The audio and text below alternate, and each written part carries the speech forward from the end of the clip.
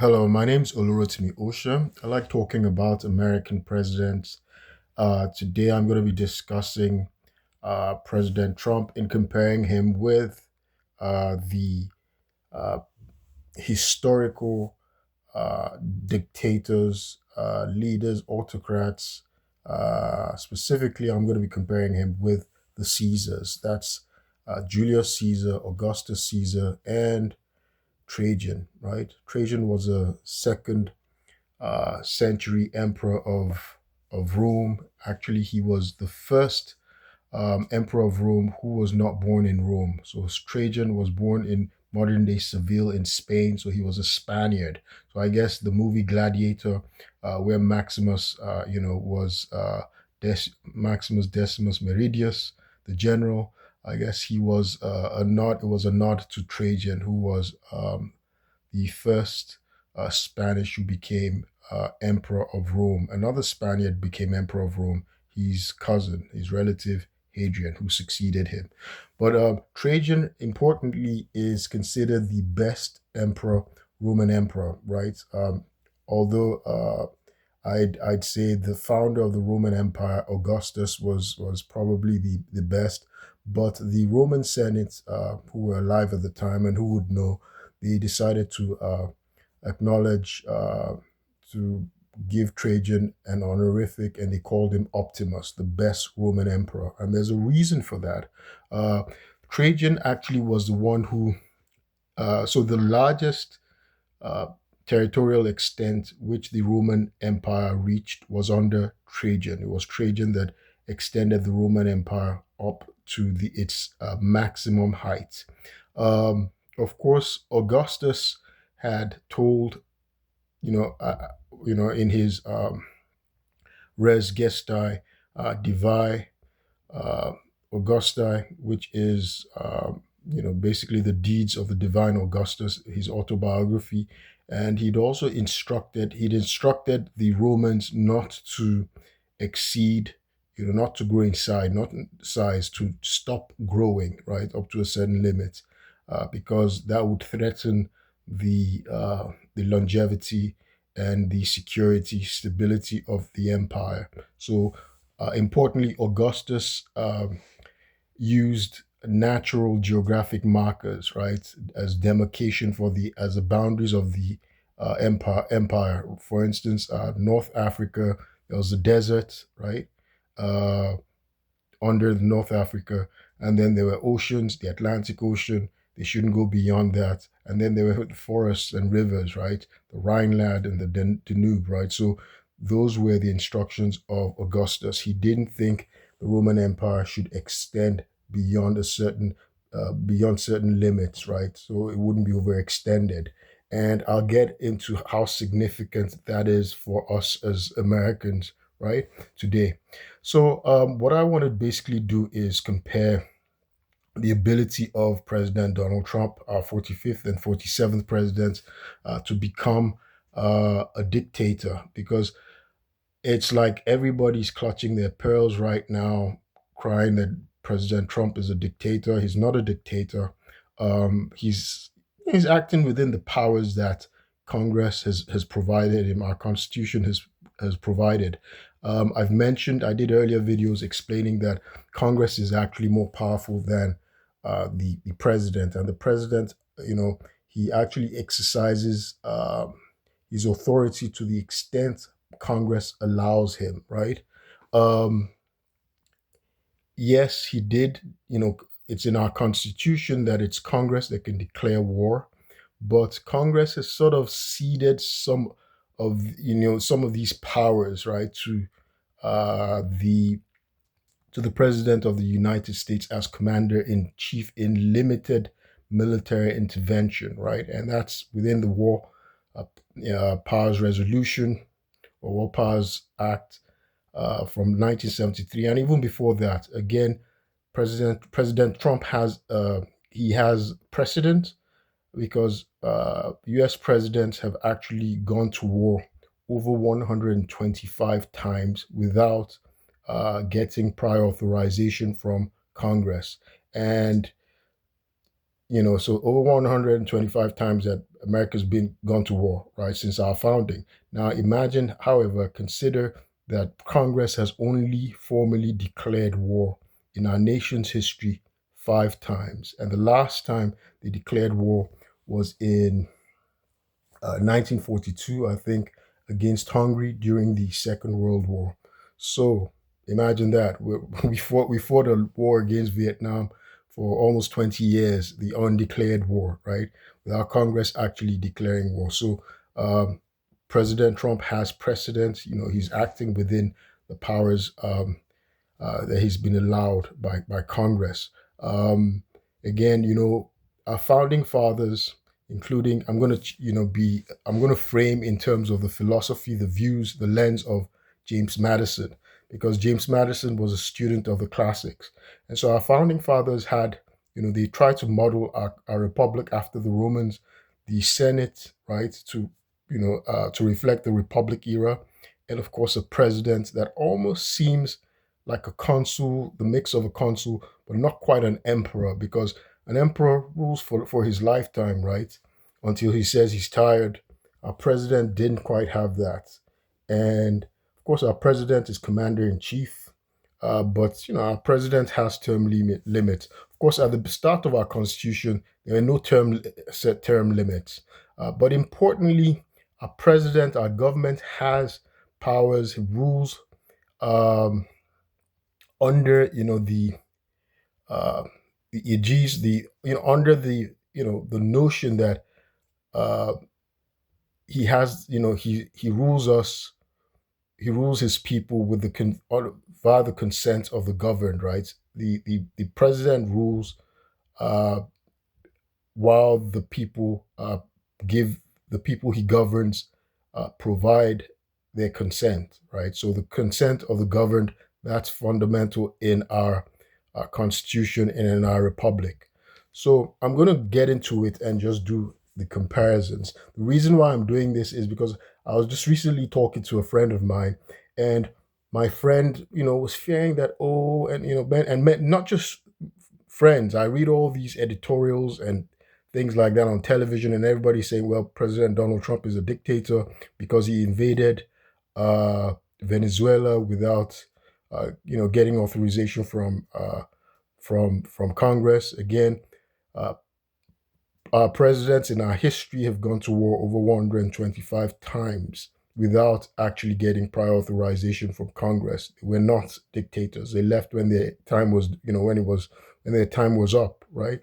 So I'm going to give reasons why President Trump cannot actually become a dictator, and why he wouldn't. Because in order to be a dictator, you need support of if you don't have the support of everybody, but you need the capacity, the ability to become a dictator, right?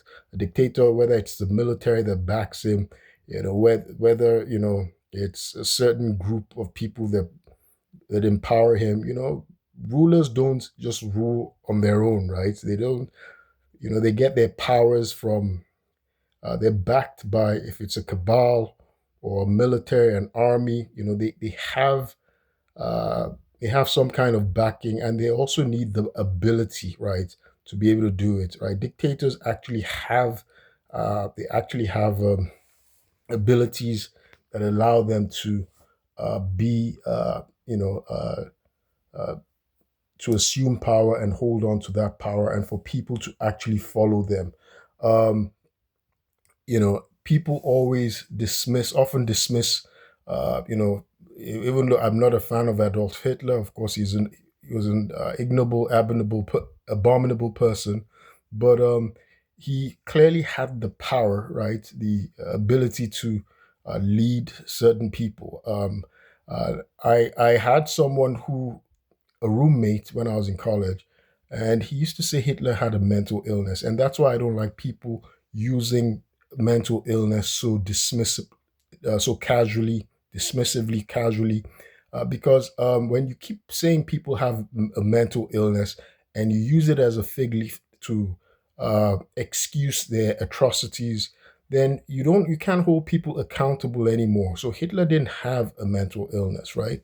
Hitler did committed his atrocities not because of any mental illness, right? He just was a terrible human being, and so we can't excuse his atrocities because of anything. He was actually trained for it, right?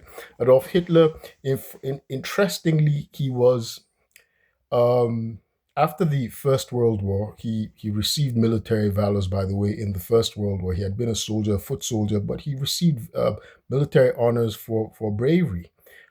He was after the First World War, he was hired by the Reichswehr, that's the German army, as a military intelligence agent, right? And they trained him in the art of propaganda. They sent him to Munich University and trained him in the art of propaganda. So you see all those crazy ways he talks that he seems to, even though he's manipulating the whole German population, he was trained for it. It wasn't madness. He was trained to do it, right? And his job was ironically to go and infiltrate the German Workers' Party, and to because he was his training was against the Bolsheviks, to counter Bolshevik propaganda. So he was infiltrating groups to see where they're communist and things like that.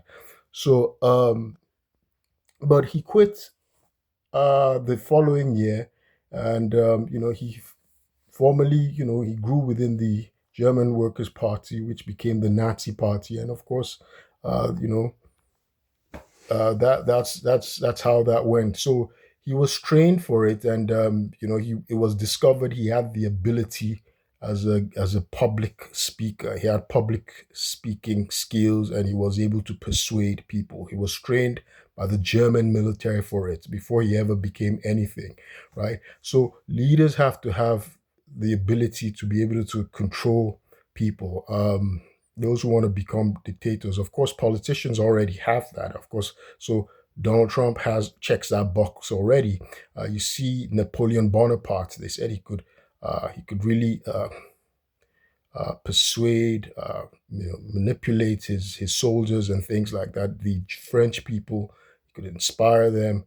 The same thing with Julius Caesar. The same thing with Augustus Caesar, right? So I guess President Trump checks that box, right?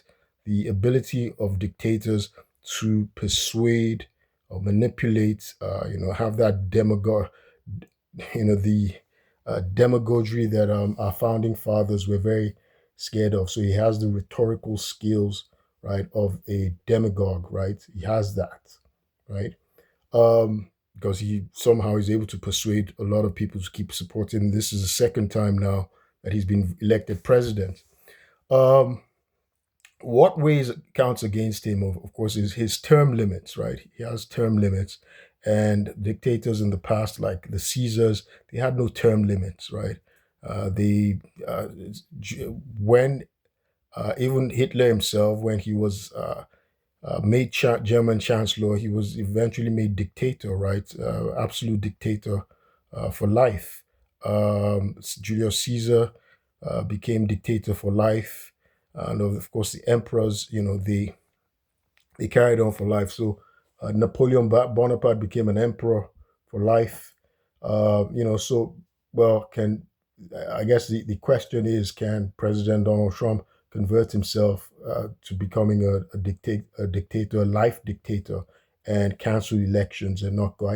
I see pundits on TV saying he's going to cancel elections. He's not going to honor elections. No, that's not going to happen. We see he tried it the first time; it didn't succeed. Um, you know, so let's put that aside because that's in the future. We don't know yet. Let's put that aside. But I'm going to give the reasons why, checking from history, previous dictators we had, why he can't take that step, right? Why he can't take that step like previous dictators, previous autocrats were able to. Um, so, first of all, I'm starting with, of course, the Romans, and those are the people I'm actually comparing President Trump with, the Roman emperors, starting with their life dictator, Julius Caesar, who wasn't an emperor, but he became dictator for life. Now, there's a saying in the Roman Senate amongst the Roman people, Felicior Augusto, uh, Melior Traiano, right? That means may you be as lucky as Augustus, right? And may you be as good as Trajan. Again, I just talked about Trajan. So I guess President Trump needs that element of luck. President Trump, I've actually seen him talk on TV that where he was saying, that one needs luck to succeed in life. He harps on that a lot. That one needs luck. So I guess he agrees with the people of Rome. Because Augustus was thought to be very, very fortunate, right? Augustus was not a good soldier. He was very sickly throughout his life. He was always near death. He would always fall sick. And ironically, he lived to be very long. He lived very long. He lived into his 70s. And that was why he was able to establish the Roman Empire that he built. He was not a good soldier. He was lucky that Caesar, just at the last moment, he seemed to have changed his will and made him his heir, his adoptive heir. And so he inherited Caesar's personal army. So that's the other thing. The military, you see, Julius Caesar had an army he commanded. Back then, as a dictator, you need an army. You need the loyalty of an army. President Trump doesn't have that. Yes, he's commander in chief of the most lethal army in the world, the strongest army. There's been nothing like it. He's commander in chief during his 4 years, but our soldiers do not swear allegiance to the president, but to the U.S. Constitution. And the custodians of that Constitution, those who drafted it, who make it, who can change it, they're Congress, not the president. The president of America does not have the ability to change the Constitution. Only Congress, and they're the custodians of that. They're the drafters. They're the ones who have authority of that over that Constitution. They made that Constitution.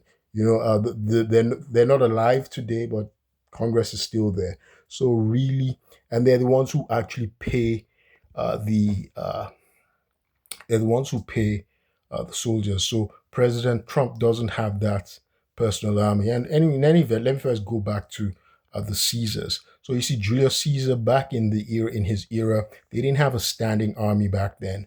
The soldiers, the armies were they were members of the patrician groups. The patricians were the aristocrats, right?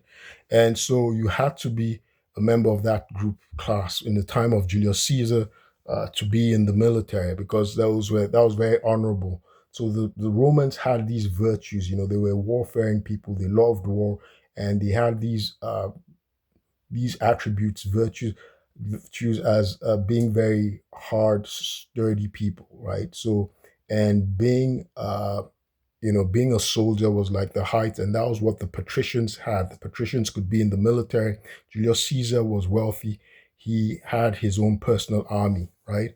He had a personal army, and as a consul, they give you you're authorized. You first of all, you have to be authorized by the Senate to command an army, to go and raise an army and command an army. And so he was authorized. And so back then it was the era of conquest. So when they conquered other lands, other people, right, they seized their property, their gold, their resources, they made slaves of the people, and so they grew their armies. The Romans started to do something amazing, which Americans we copy, by the way. So the Romans would grant citizenship to conquered people that they thought were talented, that were gifted. And so they let their conquered people, the conquests, they let them become citizens, right? There are certain people they would let become citizens if they did not commit genocide, if they did not wipe you out completely, right? So they let some people become citizens. So yeah, Romans were very cruel, and so was Julius Caesar, right? He committed genocide of the Gauls, and he wrote about it. He recorded it, right? Um, he he committed genocide of 1 million people and enslaved 1 million more. He wrote it down. You can imagine 1 million is a lot of people today. Imagine what back then, over 2,000 years ago, what 1 million was, right? 2 millions, right? 2 million people. And that was what Caesar did. So Julius Caesar was able to command a personal army that was loyal to him, right? Um, of course, I've seen how soldiers are. I've lived with a soldier, and soldiers are they have this fraternity about them. apart from being very disciplined, being very obedient to their their commander, um, being very hard, you know, so they have this fraternity amongst themselves, right? And the loyalty they have for one another, especially to their leaders. So Julius Caesar had that, right? He had his soldiers who were very loyal to him, and they would do anything for him. They go to war for him. Soldiers, basically, when soldiers join the military, they sign away their lives, right? They're ready to die, right? And especially the Romans were um, they were very brutal and very tough with their soldiers. If they wanted to discipline soldiers for failing, if they did something wrong, the way they would discipline soldiers was they would decimate them, the Romans, and to decimate them, to destroy a tenth of them. And one of the things they would do was they'd count up to a certain whatever, just randomly, right? And once they got to those people, the tenth, they had to decimate. They they didn't just kill them off or whip them or no. They would tie them, hang them, their arms up. I'm sorry this is graphic, but just to let you know how, disciplined people who wanted to become soldiers. These are people who were randomly chosen because of the failing of the whole group.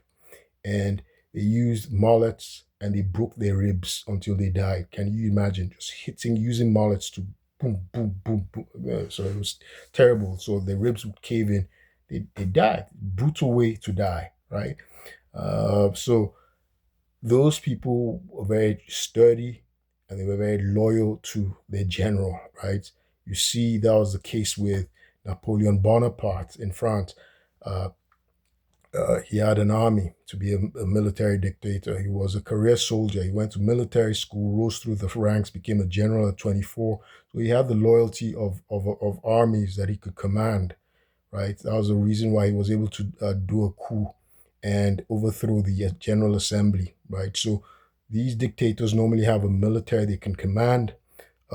Augustus, he inherited his great uncle's army, military, so they owed their loyalty to him, even though Augustus himself was not a brilliant soldier, right? He failed as a general, he wasn't good as a soldier.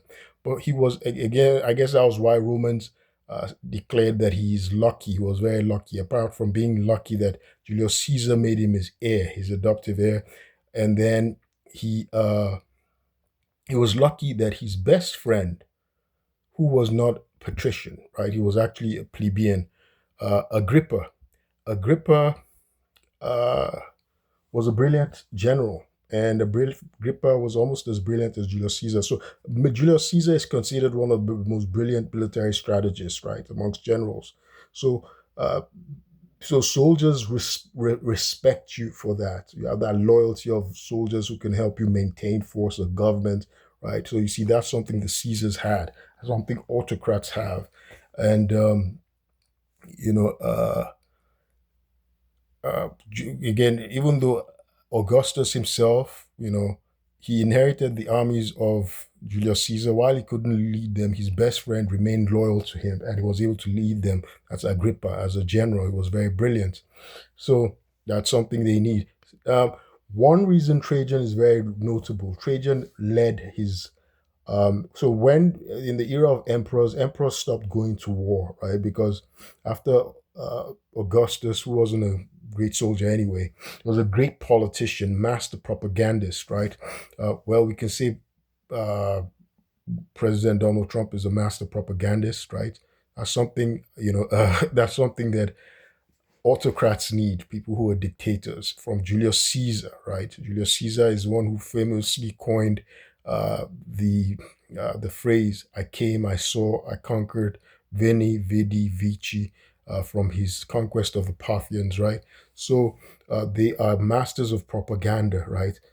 Donald Trump, was a TV personality before he became president.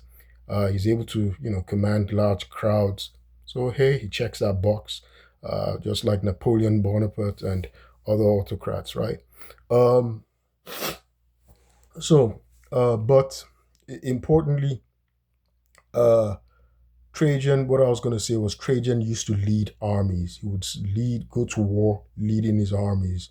And so that's the other thing. The other thing is, so he was called Optimus by that's Trajan. He was called Optimus by the Senate. That means the best emperor. And they noted his exemplary imperial modesty. He was very modest. The same thing with Augustus. Caesar was killed because of his immodesty. He was very flamboyant. So he was killed. He became a target. He wasn't able to be modest as a leader. And so, but Augustus learned to be very understated, right? So that's the other thing. Just learning to not show you don't show your hand. You don't telegraph your intent. You mask your intent. Just like so but you have that mask of being very modest, being very humble. By the way, even though Augustus was very devious, right? Augustus was regarded, he projected himself as a very pious and righteous person. So you see, he had these morality laws that people had to be married. He banished his daughter for adultery, right? He exiled her for adultery. He made a rule in Rome that people had to be married within a certain age or they were penalized, right? He made the family appear decent, chaste, virtuous, and things like that. So he had these morality laws. So that's something Niccolo Machiavelli noted in his Prince, right? Prince was supposed to be a guide for people who wanted to become leaders, how people can be leaders and be kings, rulers, right? And control the people, the prince. And of course, it was modeled after Cesare Borgia, who was the son of Pope Alexander VI.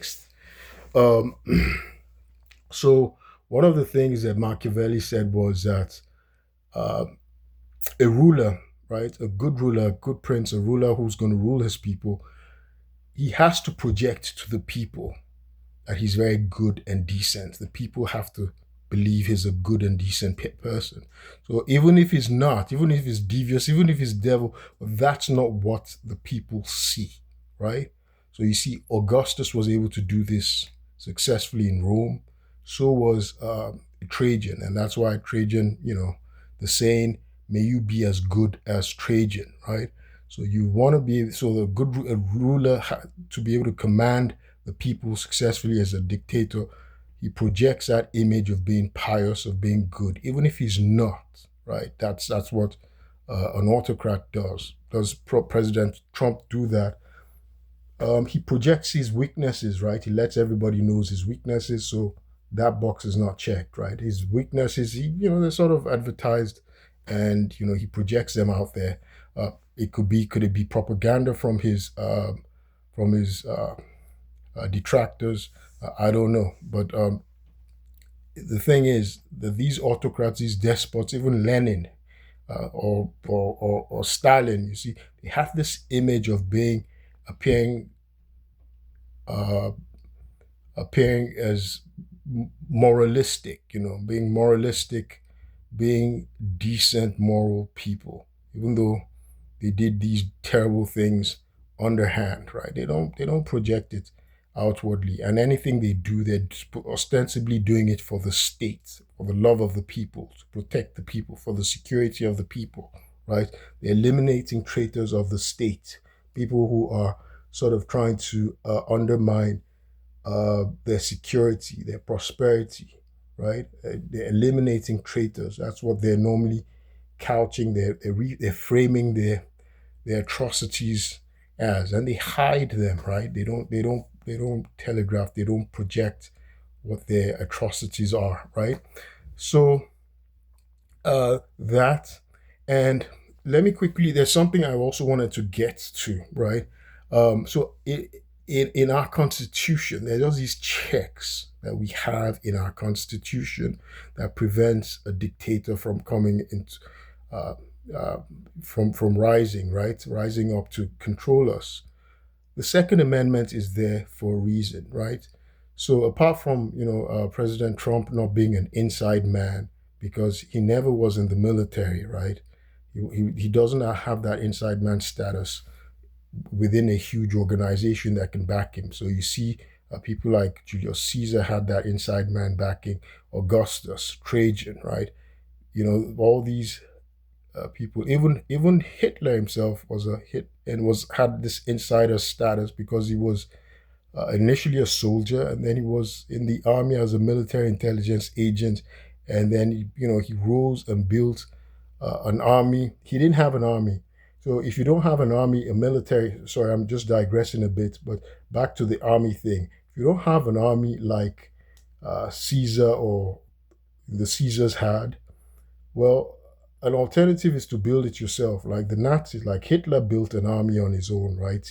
Even though but he had that ability to have learned because he was a former soldier himself, a former military intelligence agent who had been trained by the German military.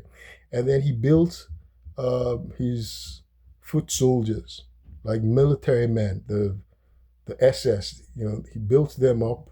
He had a decade to build them up. President Donald Trump doesn't have an army. He doesn't command the U.S. military. The U.S. military, yes, he's commander in chief, right? But ultimately, um, uh, and I'm going to get to the U.S. military does not answer. The U.S. military is bound by the U.S. Constitution. So you see people coming out, a former soldier like a former naval officer like current Senator Mark Kelly, who came and said, look, soldiers cannot follow illegal orders, right? And you see all these people in the Senate, half of Congress, half of Senate. I'll be surprised if they're soldiers. A lot of them, a lot of those senators that I think of, a lot of Congress people, they're former soldiers. They've served, right? And so they even have that insider status in the military, right? And they're able to invoke that fraternity, that brotherhood, that fraternity that President Trump is not able to have. But the alternative is, can he cultivate foot soldiers amongst civilians like Adolf Hitler was able to do, right? He had the SS, they were civilians who were soldiers. Congress would check that if that were to happen. He hasn't, and 10 years. President Trump is almost 80 years old, about, right? If he's not already. Um, so he doesn't have, uh, you know, it took Adolf Hitler 10 years to cultivate foot soldiers, create an army from civilians that were loyal to him, to his party, right? So that's another box President Trump does not quite check. Um, you know, so, and back to the issue of territories. So I'd mentioned how Augustus had warned that the Roman Empire should not expand beyond a certain boundary, to limit its boundaries so that it wouldn't be overextended, so it would be easier to manage, right, and for security. One of the things that caused the downfall of the Roman Empire was because it became so far flung, it was so overextended. At one time, they even had to now have two capitals, one in Rome and one in Constantinople, and then they had two emperors who ran concurrently, right? Because the empire was so large. At one time, they had to have four emperors at the same times concurrently. So when an empire becomes so unwieldy, right? A state becomes so unwieldy to manage.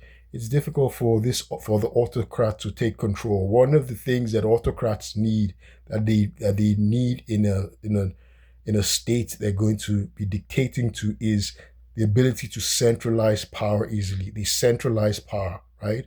So they're able to arrogate all powers to themselves. They're able to exert control easily. Now, America is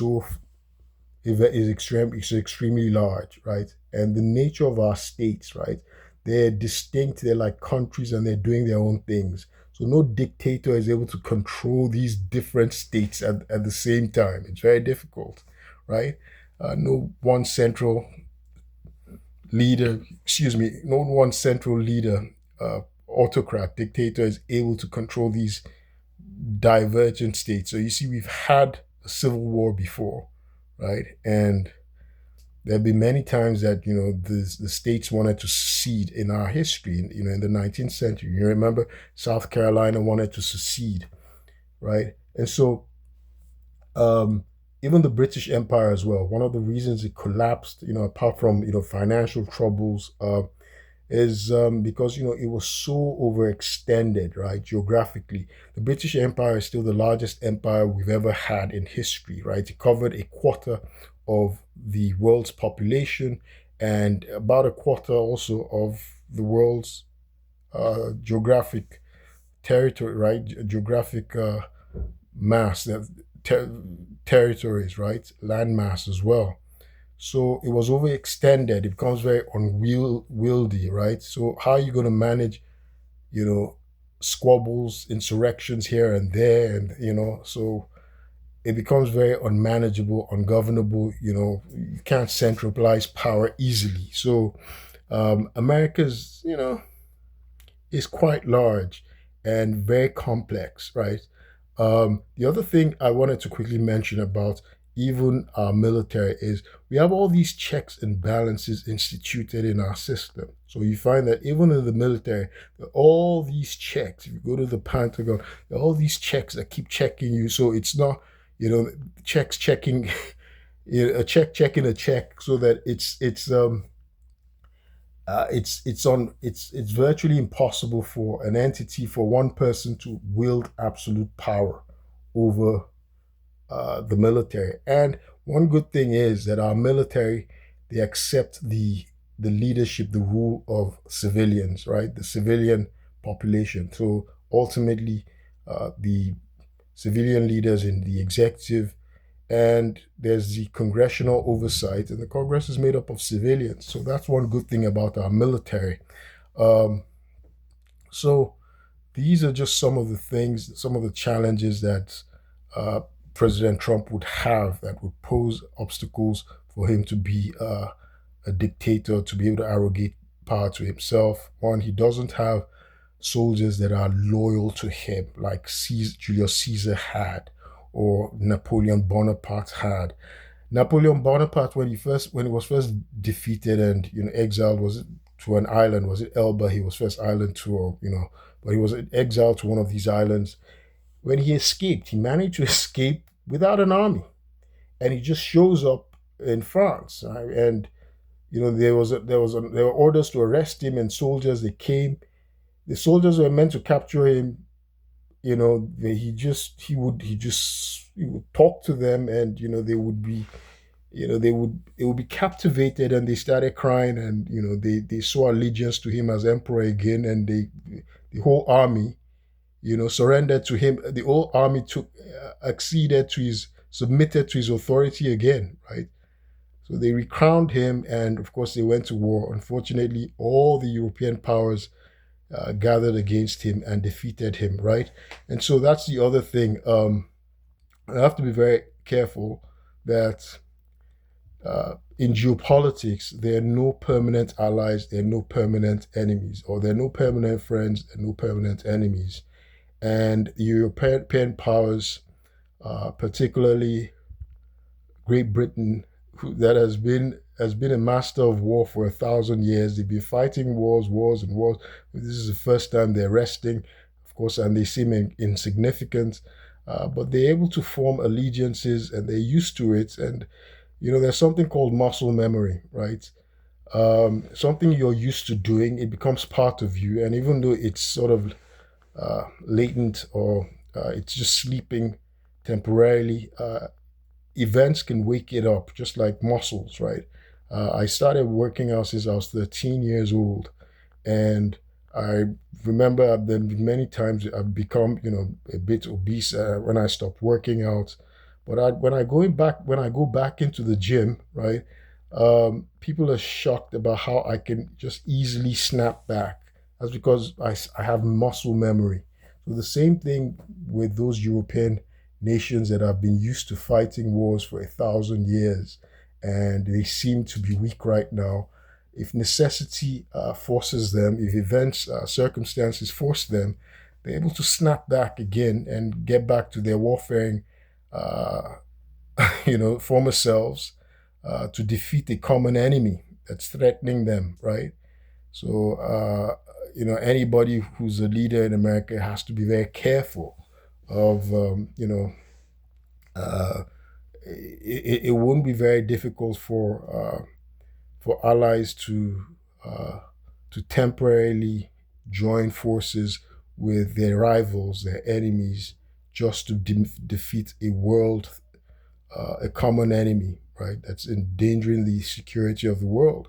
This is something that European powers are noted for. They've been doing, particularly Great Britain. They're masters of it when they were able to get all the alliances, European alliances, and the monarchs against Napoleon Bonaparte. Even though Napoleon, as emperor, he had now married into the Habsburg family. The Habsburg family, they're related to the Hanoverians, related to all the various monarchs.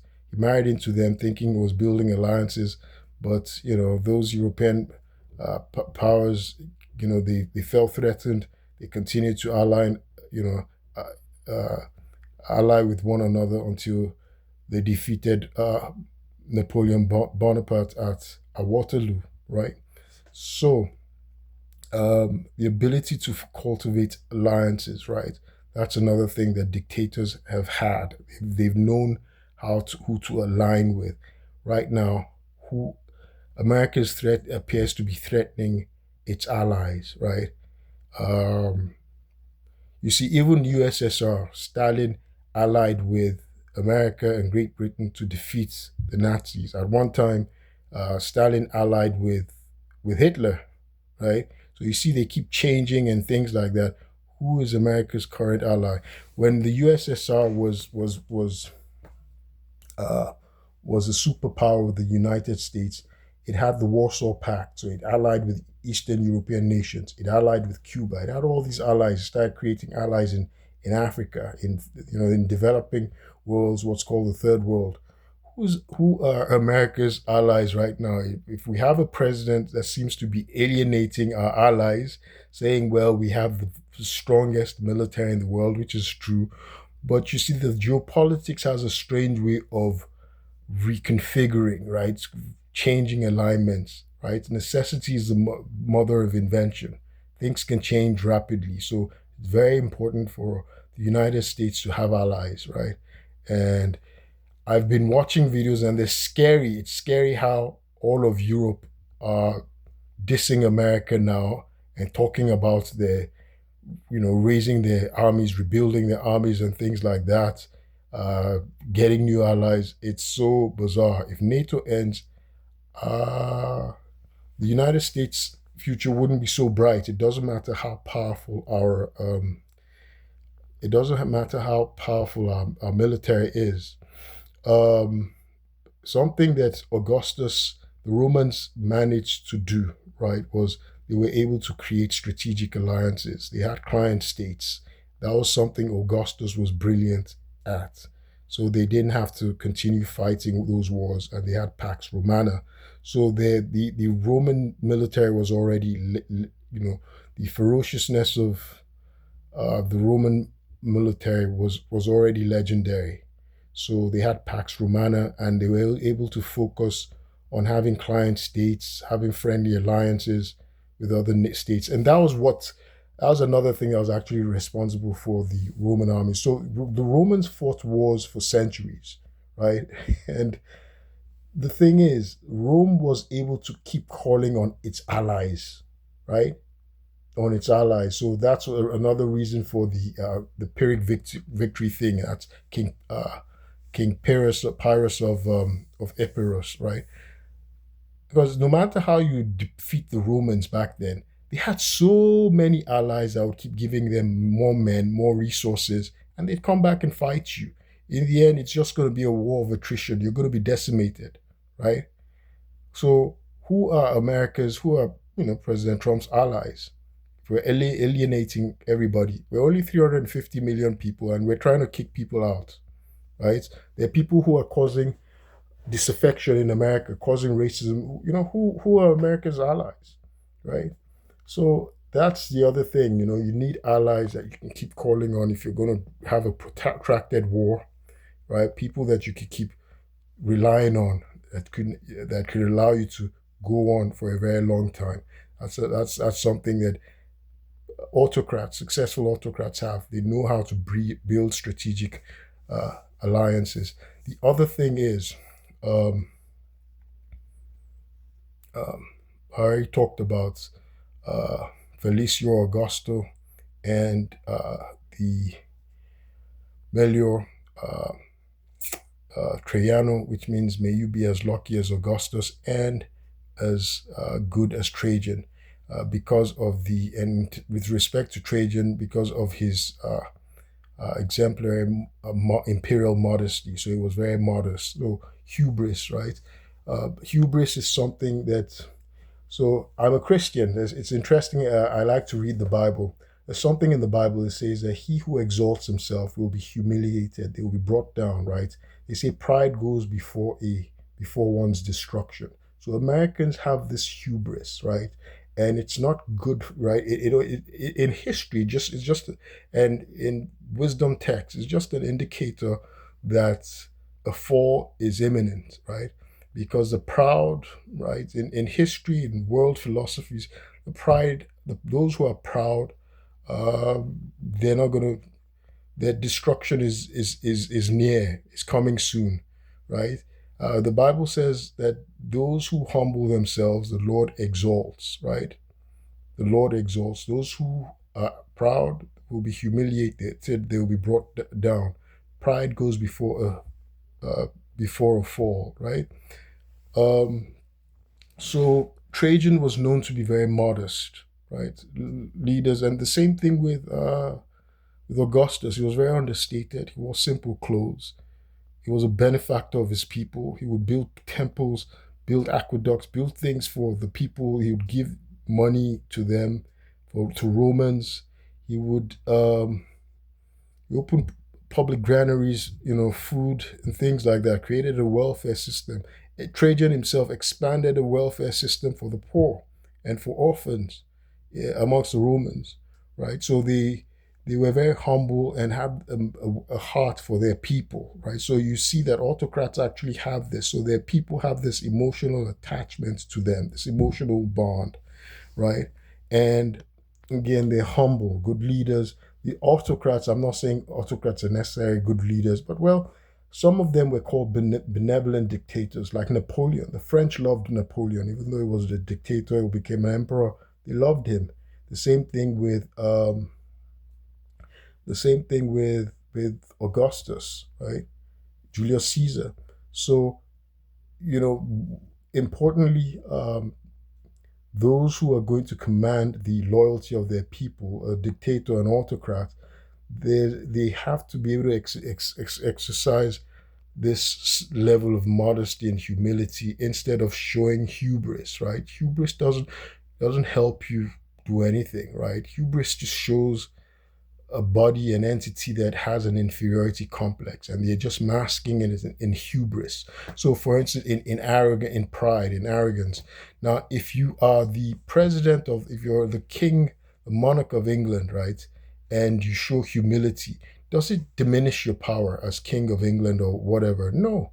If the president of America, if he's a president or a general of an army, if they demonstrate humility, lack of hubris, does it diminish their power? Not at all. In fact, it endears people to them. It makes those that they're commanding and leading, it makes them have an attachment to them because they value their leader because of this humility. But if hubris can make one miss a lot of things, it can cause disaffection.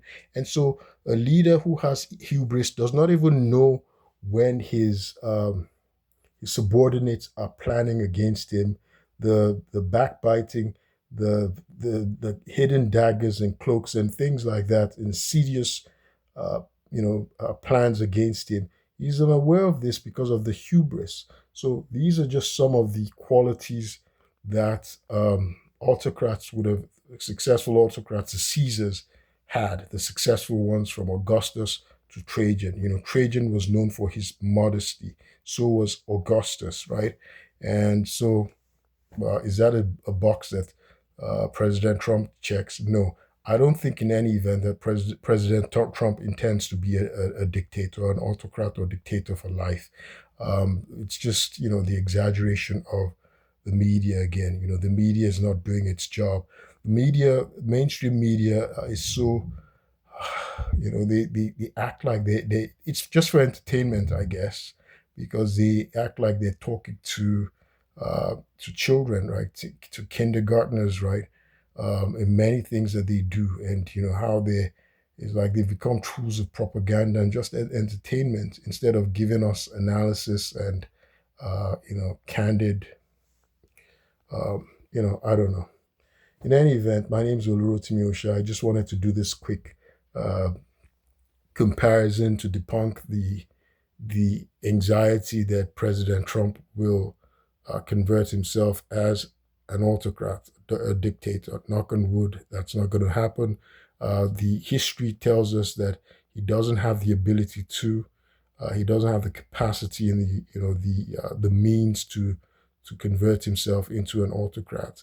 And remember, the purpose of the Second Amendment: uh, all Americans have a right to bear arms, so they can actually check uh, any cabal or any entity that's trying to take over their government, right? That's the reason the founding fathers sort of kept it there, and they kept all these checks and balances in, our constitution and our, the architecture of the government. So, again, our leaders, our president, they rule under through the consent of the governed, right? Because the American people, approve of them and keep them there. Again, it's government of the people, by the people, for the people. My name is Olurotimi Osha. I like talking about American presidents. I also draw attention to color of law violations, pivoting on subordination of perjury and fraud on the court, which I've been experiencing under a corrupt, racist, and xenophobic Judge James Bonifant of Montgomery County, Maryland, and a crooked state attorney's office under John McCarthy. I was swatted in my home on May 16, 2023. The police who assaulted me and arrested me under false arrest in order to obstruct justice, um, they filed false charges against me, and they robbed me on the color of law. They kidnapped me on the color of law. My family did not know where I was. They engaged in criminal gaslighting and injured me and stole my certificate of naturalization, committed identity theft, all to obstruct justice, right, in the DOD and the Department of the Navy. I'm seeking justice. There's been a perversion of justice in the state of Maryland. The rule of law has been violated. My constitutional rights have been violated. My Fourth Amendment rights, my Fifth Amendment rights, my Sixth Amendment rights, and my 14th Amendment rights. I'll keep you posted. Thank you.